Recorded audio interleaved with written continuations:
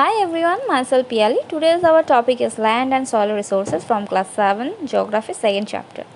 Before we start this chapter, at first one question arises in our mind that why land is a important natural resources. Okay. The answer is that land is most important natural resources because it includes all of other resources such as minerals, forest and the life forms above and below the surface like plants and animals. It means that land provide us life. It means that, again I repeat, that it's in land that life is existed. Okay. What that land give us? So land give us soil, surface water, human settlement, populations, etc. So based on that land we can make our settlement, that population structure growth on there, and also we can find some soils, then surface water, etc. Okay, soil still is that richest and most important resources that we have. Another way we can say that land is most important resource because humans live on land and fulfill most of their need by products obtained from lands. It provides almost 95% of our requirement for food, clothing and shelters. So that land provide us 95% of our requirement for which things, for that food, clothing and shelter.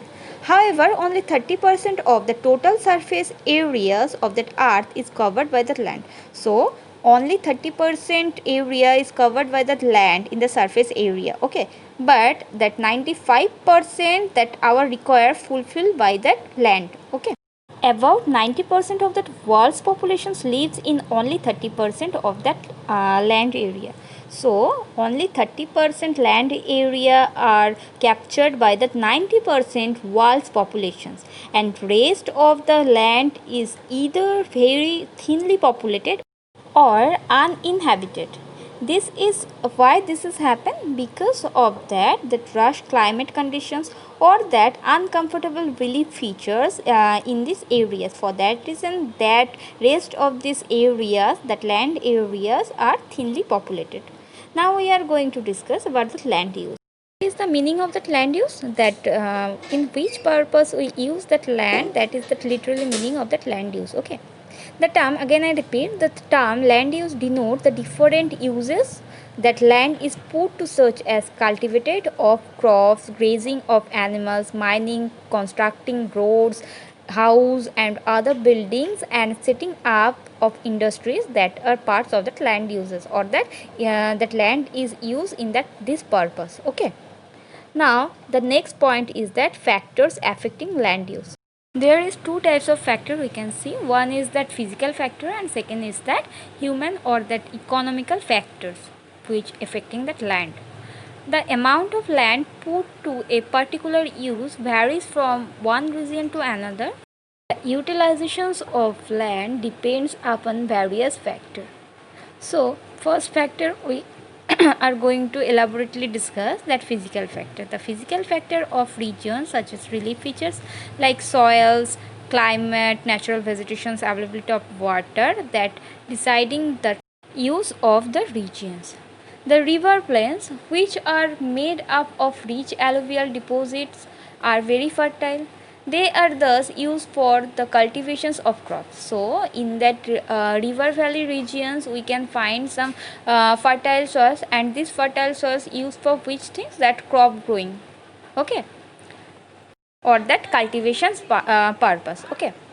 Again we can see that high mountain slopes may not be available for or the suitable for that agriculture. Okay, but their thick forest cover and the beauty of nature attract the tourism. Okay, tourist.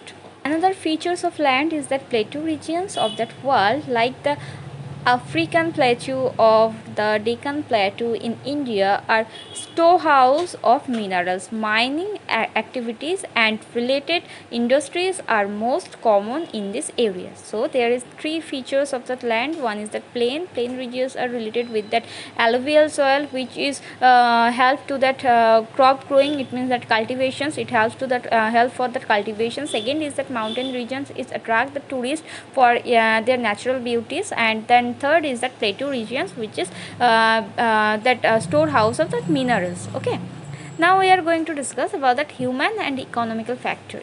These are also an important in determining the type of land use. For example, in densely populated areas, farmland or forestry may be cleared for constructing building, roads and railways to meet the demands of the populations.